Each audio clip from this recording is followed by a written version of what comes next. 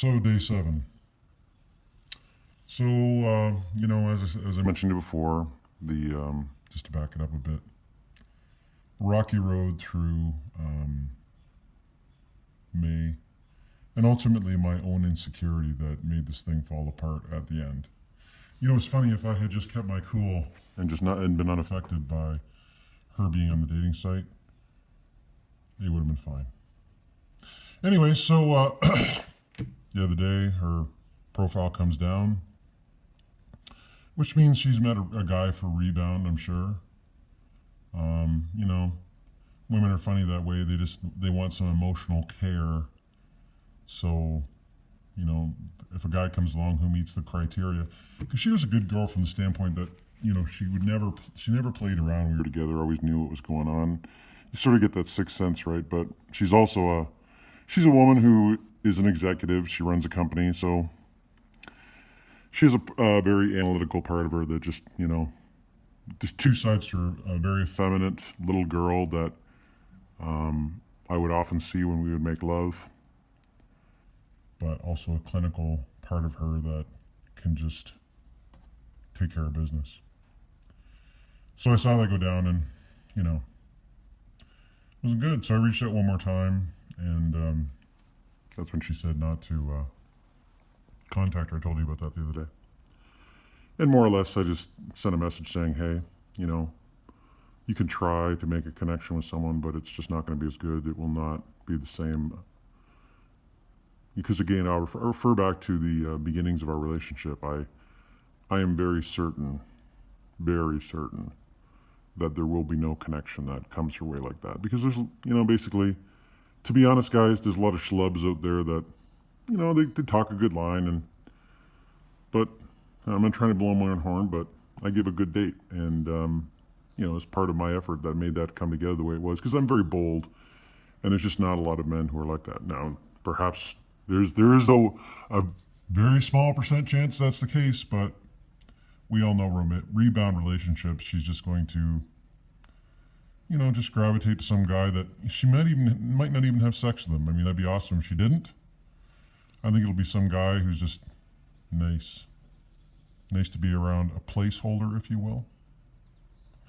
The bigger challenge, of course, is that her children, they loved me, like big time. 2 sons, we would play. I would fix their bikes.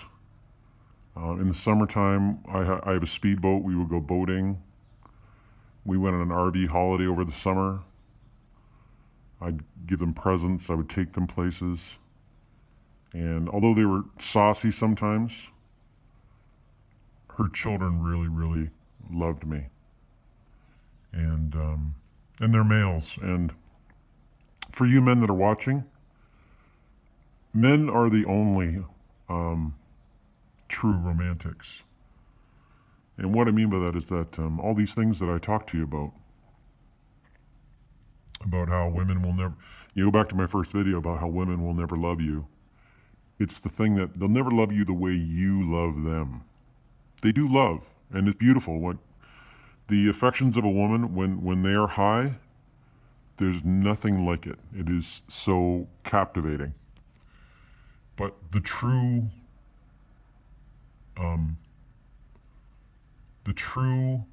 carriers of love long term are men. We're the guys who build nations. We're the guys. Look around you. And I'm not trying to make fun of you ladies out there, but look around you. Everything you see, a man built. Everything. Your car, your walls, your floor, your driveway, your subdivision, your roads. Men built everything because they saw the future. And women love it. They can enjoy it. But just go on YouTube. It's funny if you watch that. There's a comparison of on Survivor of a male tribe and a female tribe through the course of the show, the season. And basically the women just fall apart through the course of the season, and the men just, whatever, we're just get things done. And they both have access to the same resources. And it has actually nothing to do with strength, because even just the survival, like putting wood in the right place and maintaining your shelter in the right way and just cooperating, the women just can't pull it off. And it's not a sexist thing I'm saying here. These are just facts. I think the sexes complement each other because what I was saying to you earlier about, when a woman loves you and she's caring for you, it is almost supernatural. But it goes the other way at the same time. Like when a woman doesn't want anything to do with you, as the exact opposite of that feeling will happen. You will feel like you've been eviscerated on different levels, of course, depending on the quality of the woman. I mean, one of the reasons I gravitate toward this woman I'm talking about is through this whole situation, she was always very charitable and very nice. And even in the end, no nasty messages and no. But I mean, hey, everyone's got their tolerances, and she more or less, said to me, "Hey, you need to step away, or it's going to get serious." And because she knows, I had a pattern, right? I would try and sell her on getting back together again, and that just doesn't work. So, at some point in these videos, I'm going to make a list of things that you cannot do with a woman and things you can do with a woman. Make sure that you stay tuned for that list, because if you commit that list to your mind, your life will be radically different than what it is, than anything else you've known in regard to your relationships with women. But yeah, so like I said, she's probably got some guy she's talking to, and maybe they've even been on a couple of dates. And my final message to her was that, even if you try to have sex, it won't be good. And I feel that's pretty much the case, because, we had a real solid connection. Actually, you know what? I actually want this guy to get a little closer, just so he can see, so she can experience the night and day difference between their interactions and what our interactions were. It's a hard medicine for me to take, but it's the best medicine for the relationship.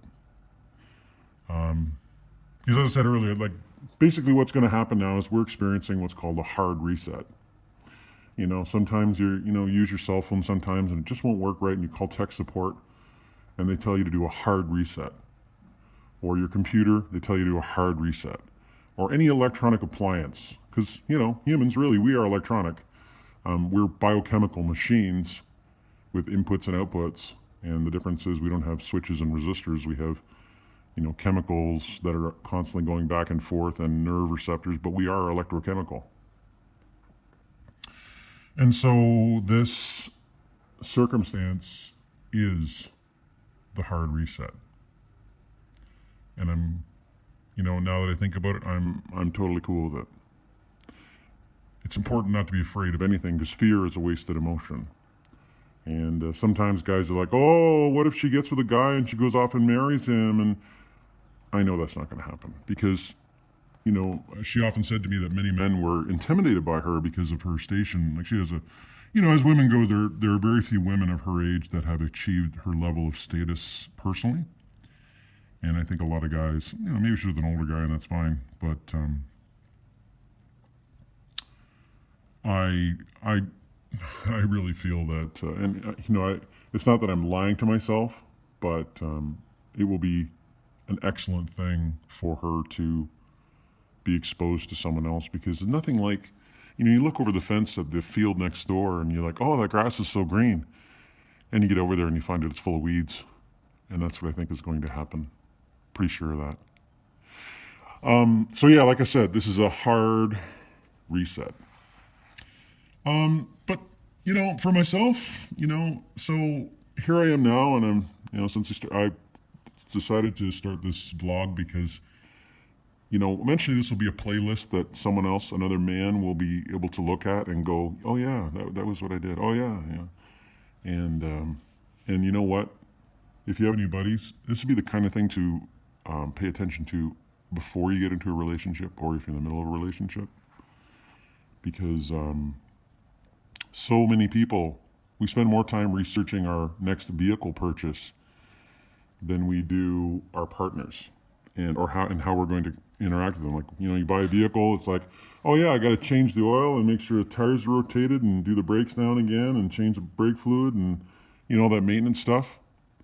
So much that pertains to relationships, because a relationship is a machine just like a car. There really has to be an understanding of what you can do and what you can't do. You can't take your car and be accelerating like a madman all the time, or the engine will blow up. You can't be screeching on the brakes all the time, or your wheels will fall off, or your brakes will fall off. You can't be doing burnouts, or your tires will wear out. You have to just be steady as she goes and properly maintain it, or it'll burn fast and furious. And if that's all you want is a fast and furious thing, great. But not for me. So what am I doing? Sure, I'm sad. I was sad about it, but this vlog is a kind of therapy that I'm talking about my emotions at this time, but at the same time, I'm also giving you guys the benefit of my experience, so you can see that you really can turn this thing around. I think that at the end of the day, this will be a blessing for all of us. Now, again, I'm dating as well. As I mentioned before, I'd been on a couple of dates, and those women are fine enough. Fact of the matter is, all of them wanted to get with me. I could have made it happen with any of them, but as I had mentioned to her, which was the mistake, I put her on a pedestal over them. But hey, there's nothing that relationship with a young hot filly, a nice 29-year-old lined up, and single, super hot. Maybe I'm probably gonna have a good time. That's the bottom line, and take my mind off of this circumstance. Because even though 29 and hot and all that kind of stuff, again, I'm 15 years older than her, and for sure I can have a good time, and I'm going to get together, and I am going to have a good time. But long term, it's not going to be what I want. I really want the other girl for everything that she is, even her maturity and things like that. And I'm going to do that. And you know what? As Corey Wayne says, one of two things will happen. Either you'll get her back, or you'll get someone better. And that was actually the last communication that I had with my current love. I'm not going to call her my ex because she is my love. I said, you know what? I don't believe you'll have a connection like we have anywhere. And if you don't know it today, you'll know it tomorrow. But the best part for me is that one of two things will happen. You'll either come back, or I will find someone better. And saying something like that is probably the first time I said something that wasn't, please, please, please take me back. It more or less just laid it out saying, if you come back, that's great. Happy to love to see you. But if you don't, I'll get someone better. Because women really don't want to be told that there's anyone better than them. Well, they do and they don't. They'll tell you to their face they don't want to be told that, but they want to hear that there is competition. And so from my perspective, yes. Got a 29-year-old seen this week, and got another woman I'm seeing who's, she's easy on the eyes, smart, is a good conversationalist, and I'll enjoy myself. And I will give them my best. I give my best to everyone, but, and I will give them the opportunity to take the place of this girl that I'm talking to you about in this thing. But, it's not that, you manifest your reality, because as it stands right now, I've been manifesting, I journal by manifesting, and I've been visualizing a future where me and my love are on that Iceland trip that I talked to you about earlier in the middle of August. We are carving out our future. We are making it happen. And so I'm visualizing that because that's how I do things. And again, if these women present in such a way that it makes me change my mind, great. But this is all about restoring the balance of power. Anyway, that's 15 minutes, so stay tuned for the next one. Thanks, guys.